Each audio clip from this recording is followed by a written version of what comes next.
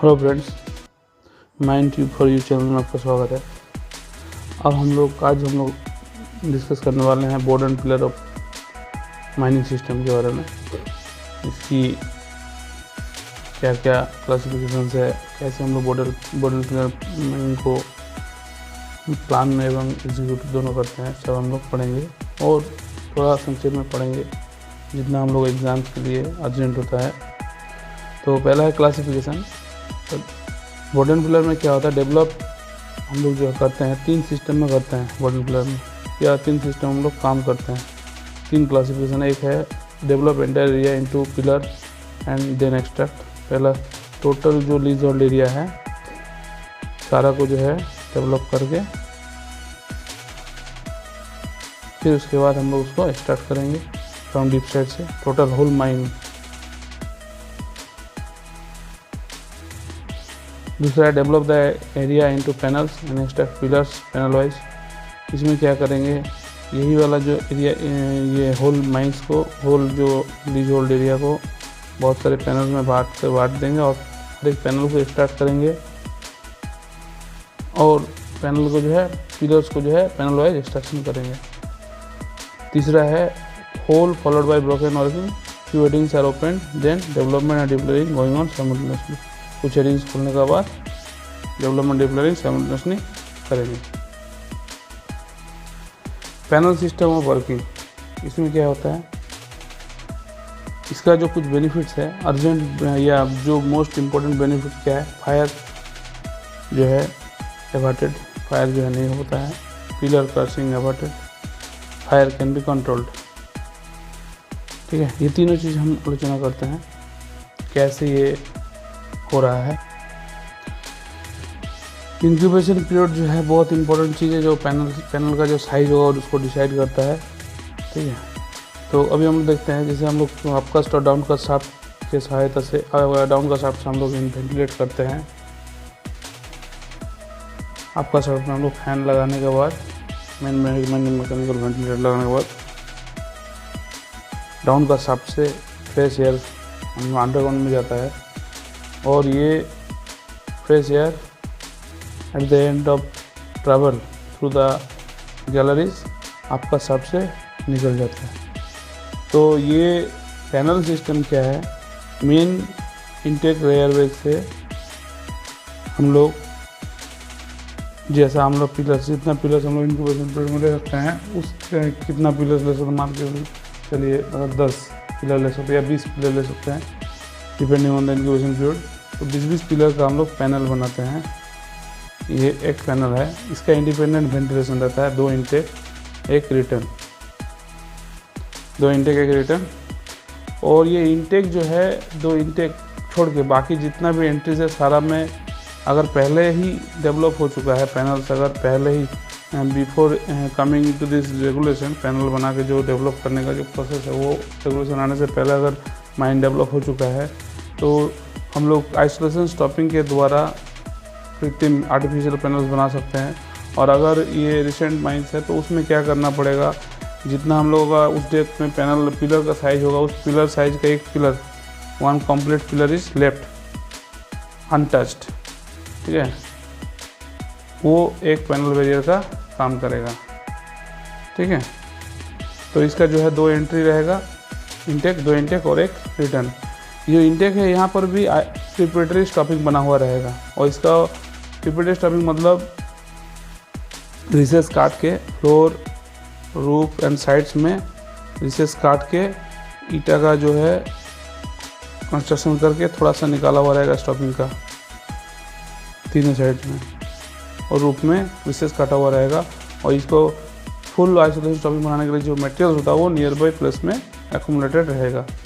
तो अगर हम लोग कोई कारण से यहाँ अंदर में फायर का कोई साइन दिखाई देता है, जो कि हम लोग ग्राम्स रेशियो निकालने से पता चलता है कि फायर या स्पॉन्टेनियस स्टार्ट हुआ है, इस बारे में जब भी हम लोग को पता चलता है, तो हम लोग सिर्फ ये 3 एंट्रीज जो कि ऑलरेडी पहले से रिसेस कटा हुआ, तो टाइम नहीं लगेगा आइसोलेशन स्टॉपिंग बनाने में। पहले तो हम लोग टेम्पोररी स्टॉपिंग बनाएंगे एट स्पॉट से, उसके बाद उसमें परमानेंट स्टॉपिंग बना के हम इसको आइसोलेट कर देंगे। इस तरीके से अगर इस पैनल को हम लोग आइसोलेट कर दिए हैं तो इसमें ना ऑक्सीजन जाएगा, तो ऑक्सीजन नहीं जाएगा तो फिर ये जो फायर है वो और बढ़ेगा नहीं और ये एक्सटिंक्ट हो जाएगा। एट द सेम टाइम हम लोग दूसरे पैनल्स में हम लोग आराम से काम कर सकते हैं बिना कोई रुकावट का। ये है पैनल सिस्टम ऑफ वर्किंग का बेनिफिट्स। पैनल फायर एवर्टेड हो गया। पिलर क्रशिंग एवर्टेड कैसे होगा? अगर हम लोग हर एक पैनल का जो पैनल बैरियर है, पैनल बैरियर हम छोड़े दो पैनल के बीच में, तो पैनल बैरियर जो है क्या करता है, जब हम लोग एक्सट्रक्शन करते हैं, जब पिलर्स का एक्सट्रक्शन हो जाता है पैनल का अंदर वाला, तो जो यील्ड लोड है वो आ जाता है पैनल का बैरियर में।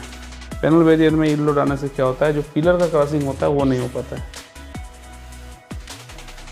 जिस तरीके से अगर हम लोग तीन ट्रायंगल देखेंगे और उस पर अगर हम एक भारी भरकम डंडल लगा दें और कोई कारण से इसको हम लोग स्टार्ट कर दें, हटा दें, तो ये जो बीम का जो लोड है कहाँ आएगा, ये दोनों ट्रायंगल में। ये थोड़ा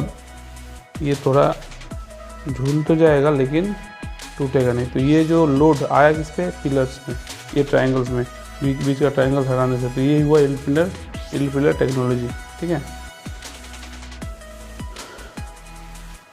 तो डिजाइन और बटन पिलर वर्किंग जो है क्या होता है, वेरियस एलिमेंट्स होता है उसमें। क्या होता है, formation of size of the formation and size of panel, panel का क्या साइज रहेगा, बैरियर का क्या साइज रहेगा, और size of the pillar and size of the board. Size of the panel किस चीज़ का ऊपर size of the panel depend करता है, incubation period. Panel coal can be extracted without the risk of spontaneous. Normally 9 से 12 month होता है in most of the coal seams, but some running coals have high volatile matter and have incubation period of 3 to 9 months, or one jumbo seam running coal has 3 months only. Rate of extraction कैसा, rate से हम लोग mechanisation कैसा है उसके ऊपर भी depend करता है, पैनल साइज और स्टाटा कंट्रोल कंसिडरेशन, हम लोग स्टाटा कंट्रोल कैसे करेंगे उसका ऊपर भी। तो ये जो मैकेनाइजेशन का इशू है, ये जैसे हम लोग लॉन्ग वॉल करेंगे तो उसमें ज़्यादा पिलर्स ले सकते हैं क्योंकि हाईली मैकेनाइज्ड है। और स्टाटा कंट्रोल का भी केस अगर देखेंगे तो बॉटम पिलर में हम लोग स्टाटा कंट्रोल रूप बोल्ट की सहायता से करते हैं या चॉकशील सपोर्ट की सहायता से करते हैं, लेकिन लॉन्ग वॉल में हम लोग करते हैं पावर सपोर्ट से, तो उसमें स्टाटा कंट्रोल जो है बहुत अच्छा होता है। तो उस केस में हम लोग पैनल जो है साइज जो है सेम 9 मंथ का ही ड्यूरेशन में, 9 मंथ के इंक्यूबेशन पीरियड के लिए अगर हम बॉटम पिलर में देखेंगे तो अगर हम 20 पिलर से एक पैनल बनाएंगे लॉन्ग वॉल में, उस केस में देखा जा सकता है कि 30 पिलर तक हम लोग पैनल में रख सकते हैं एक पैनल में। In yield pillar technology the panel size is so fixed that to main abutment pressure to be carried by the barriers which are made to of substantial with and the pillars in the panel are made smaller as to yield or throw the limbs of the main pressure arch on barriers. This way percentage extraction can be substantially increased. अगर हम लोग panel barrier को अच्छा रखते हैं तो हम लोग जो परसेंटेज एक्सट्रैक्शन है वो ज़्यादा हो जाता है, बढ़ जाता है।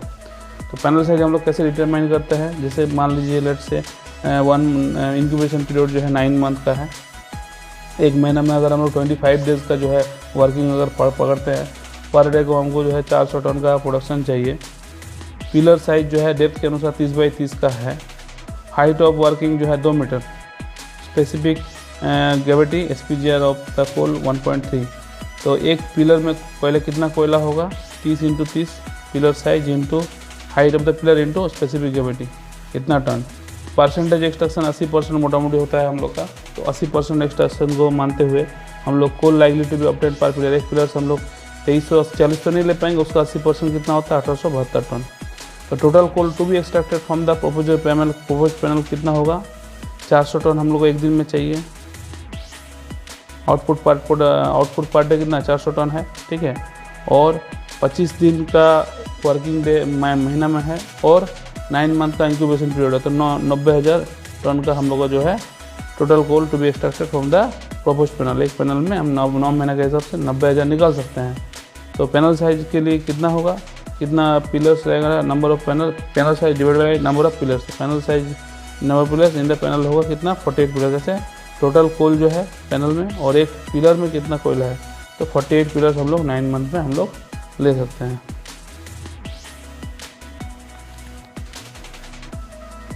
दूसरा है size of the barrier. Barrier कैसा रहेगा, it depends on the load which it has to carry and its strength. Greater the depth of the working, wider the barrier and also softer the core. Wider barrier, and if coal is stronger, barrier can be reduced. Normally width of the barrier is same as the pillar size of the panel. In deeper mines, barriers are large but they are reduced judicially during retreat, but not more than extent that it is cast with chance of two groups joining. And for design of barrier on the yield pillar technique, it is necessary to take into consideration the load at the abutments of the pressure arch and strength of barrier pillar.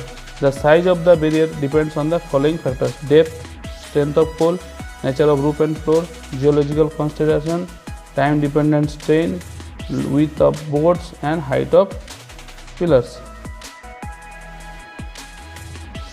There is shape and size of pillars. ये तो हो गया barrier pillar का, barrier size of barrier. तो जो pillar होगा उसका क्या किसका ऊपर डिपेंड करता है? Size and shape, depth from the surface, percentage extraction in first working, strength of coal, seams with weaker coal require larger pillar, effect of atmosphere and escape of gas also influence the size, nature of roof and floor, geological considerations, in the vicinity of faults larger pillar are required, fault अगर है तो larger pillar size चाहिए, deep and presence of water also influence the decision as to the size of the pillar, and time dependent strain. With time the strain goes on increasing and load remaining constant. If size of the pillar is not sufficiently large, then it may fail under the time dependent strain, although initially it might be stable. With passing of time, spalling and weathering take place, and which reduce the strength of the pole pillars. अब design of board and gallery, gallery कैसा रहेगा? As per coal mines CMR 2017, width of the galleries has been restricted to 4.8 meter. However, special permission granted by DGMS for maintaining gallery width of 6 meter or so in room and pillar, method of mechanization or of continuous miner और shuttle car belt conveyor. इस configuration में 6 metre तक का हम लोग को gallery का with grant है, मैंने परमिशन ग्रांटेड है। हाइट ऑफ द गैलरी कितना? 3 मीटर तक रहेगा, और अगर ये कॉन्टिन्यूस माइनर है तो उसमें 3 मीटर से ज़्यादा का दे सकता है। Also development by consumer if seam height is more than 3 metre. क्या बोला? Permission are granted by DGMS for heightening the working in thick seam mining, thick seam during depillaring and also development by continuous miner. ठीक है।